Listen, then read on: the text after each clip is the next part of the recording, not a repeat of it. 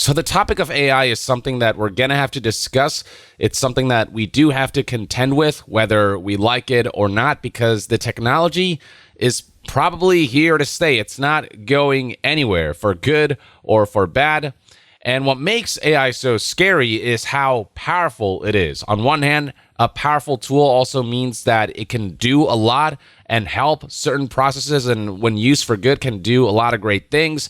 But when bad actors get their hands on it, you never know what they could do with that. With AI in particular, for example, there are plenty of people highlighting how there's a lot of deep fake stuff happening, both in terms of imagery and in terms of audio, where they replicate people's likeness in terms of voice and face and create all kinds of ultra realistic sounding audio or looking images that can pave the road to a lot of misinformation. And there are plenty of people arguing for the fact that AI just essentially learns by stealing other people's work and outputting its own version based on that kind of conglomeration. But on the other hand, there's an argument to be made for how, when AI is used appropriately and leveraged properly, it can be a powerful tool in the workplace, where artists, for example, can utilize it to make certain processes that would be tedious a lot more efficient.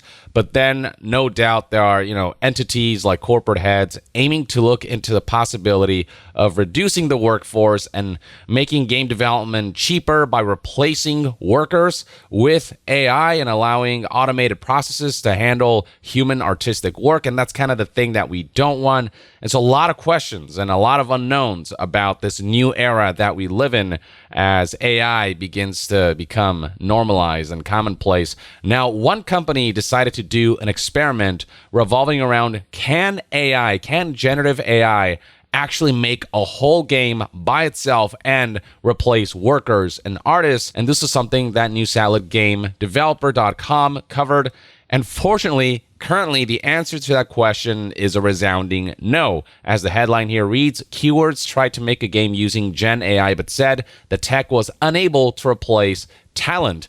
And so this is the information that we know about that whole situation. So for those who don't know, Keywords is a pretty well-known studio that has worked on games like Alan Wake 2, Baldur's Gate 3, and The Legend of Zelda Tears of the Kingdom, offering support and the like. Obviously, they're not the main studios behind those games, but they do offer some development support. And recently, as part of this experiment and research and development initiative, they tried to make a 2D video game relying solely on generative AI tools and technology. This was a project dubbed Project Ava. And what the project ultimately proved in the current stages of where this technology is at is that it's unable to replace talent. This was all done over the course of 6 months. This was a 6-month-long process. And throughout it, they identified over 400 tools, and they evaluated and utilized those with the best potential. Despite this, they ultimately utilized bench resource from 7 different game development studios as part of the project, as the tooling was unable to replace talent. And then this is a direct quote from them, their conclusion on this experiment. One of the key learnings was that whilst Gen AI may simplify or accelerate certain processes, the best results and quality needed can only be achieved by experts in their field utilizing Gen AI as a new powerful tool in their creative process. That's kind of the conclusion that people were hoping for. The fact that we're even asking the question of, can artists be replaced so that robots can automate art, is already kind of scary. But at least it's good to hear that in this experiment, it was kind of proven that without the human component, art just isn't as good. AI can do many impressive things, but there's something about, the soul of a human being, or whatever you want to call it, their memories, their life experiences, and who they are uniquely as human beings, that makes art possible, that makes art have a certain unique voice and message. You don't get Hideo Kojima games from AI. You know what I mean? If anything, Hideo Kojima goes against all logic of what a video game should be if you want to, maximize monetization, if you want to maximize sales and whatnot. He recently made a game about delivering packages and forming connections with people, which is the complete opposite of the competitive type multiplayer games that tend to generate a lot of money and that tend to draw mass audiences.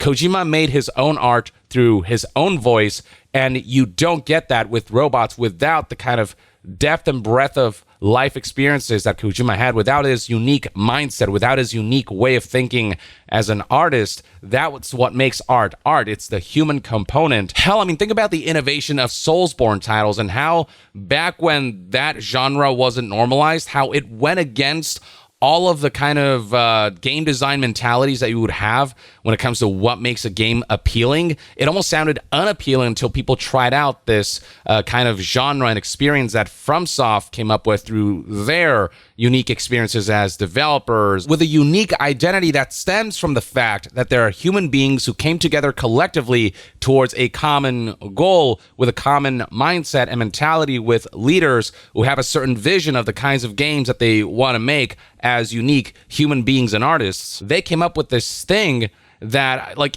AI would probably be like, we probably shouldn't make a game like this because it is not in accordance to the algorithm that says that people want to play a game like this. But the thing is, when humans are involved, they can experiment in ways that it's not about what is algorithmically correct. It's about trying things that they feel passionate about and that might resonate with others. And then suddenly a new genre is born and people are, engaging in imitation is the best form of flattery, essentially, by creating their own Souls-likes. And it's like, if AI is involved in making games, can they make genre-breaking or game design sort of evolving or genre-creating experiences like this that feel so human in the way they came to life, if that makes sense. Like, even if AI could output a functional video game, one has to wonder what kind of video game that would be, and if it would be able to think outside the box and create experiences that, have become highly successful because they're unique and are not following the trends that many, like AAA games and publishers tend to. The stuff like that indie games can produce that it's just so wildly unique in their creativity that you don't know how they came up with this stuff. And, can machines, can something automated like AI and generative AI, can they think like that? I don't believe that's ever going to be the case, because AI just doesn't know what it's like to live and to be human and to have those experiences and to have those powerful moments and memories in life that make you go, okay, like, I have a perspective, I have something to say that I feel like nobody else has said, and so I want to make something through some medium, whether it is a book or music or movies or games, whatever it is, to say what I have to say. And what would be the point of art if they were no longer made by humans? Art is so much about expression, and what are you expressing when there's no human behind a piece of art? You know what I mean? What is it trying to say? It's probably not going to say anything. It's not really going to speak to anyone. It's going to be just a product for people to consume with nothing sort of deeper underneath that surface layer. And so, I really hope that this is kind of the conclusion that remains, not just today, but in the future. I think AI being used as a tool that can simplify or accelerate certain processes, that's all well and good. If it allows an animator to realize their vision, but do it faster and more efficiently, but it's still their vision. If it allows a creator to achieve something faster and more efficiently and save a lot of pain, and, with how much time game development is taking these days, if AI can reduce that kind of workload and allow games to be made faster and more efficiently without compromising artistic integrity, just helps in pushing artistic integrity at a better pace.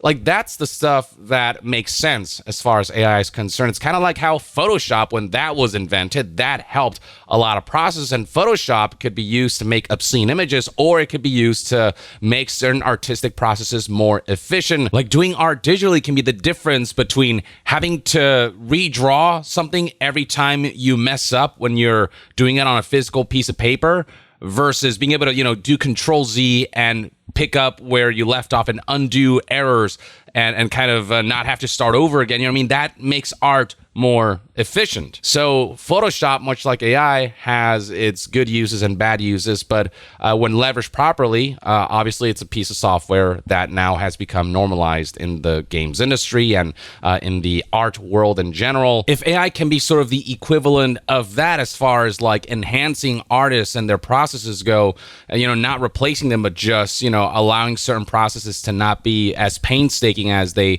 might be without the tool, then that's great. But when it's used to replace artists or steal from artists or just kind of compromise artistry in general, that's when lines have to be drawn, because at that point, is art really art? On the consumer side of things, one of the great ways that AI has been used to their benefit has been AI upscaling as far as graphics cards are concerned. NVIDIA and AMD, they have settings like DLSS or FSR that if you turn on, allows you to experience games at high fidelity, even if your hardware isn't powerful enough to run that stuff at full scale. The AI upscaling kind of takes care of a lot of that workload, and it allows you to, with very little compromise, play high quality games at high quality images and high quality settings. And so that's one great use of AI that makes it a great tool to just make an experience better without hurting anyone else around. So yeah, those kinds of uses and the way it's going to make development easier for developers and take workload off their shoulders, those are the kinds of ways where I'm excited about what AI can do. But the corporate intent of trying to essentially engage in greedy practices and allowing AI to take over as something that can make compromises to art and to the developers in order to enhance corporate goals, that's where my concerns are. I mean, EA just recently expressed in the form of the CEO, Andrew Wilson, that they believe generative AI could make it 30% more efficient and boost monetization by 20%, by up to 20% over 5 years. Making game development more efficient, cool, fine. But then, the intent of using AI to enhance monetization, that's the kind of use that feels so corporate and so dangerous and so detrimental to gaming as an art form. But currently, as far as entirely replacing workers go, AI just isn't there, and it probably never will fully be there, if you ask me. But at the same time, it's kind of scary how much and how exponentially this technology is progressing.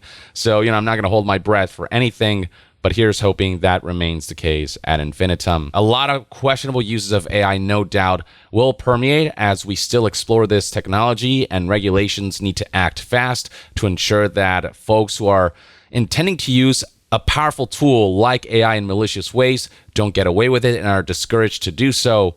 It's a bold new era, as I said, and it's going to pave the road to a lot of insane innovation and a lot of just really dangerous and awful activity as well.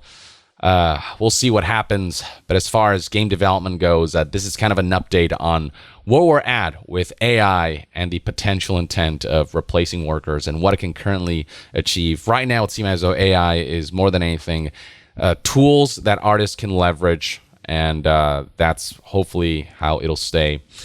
But as we explore the future and as we wait to see how all of this pans out, let me know in the comments below what your thoughts and opinions are on the integration of AI technology and its inevitable ascent, if you will, or normalization.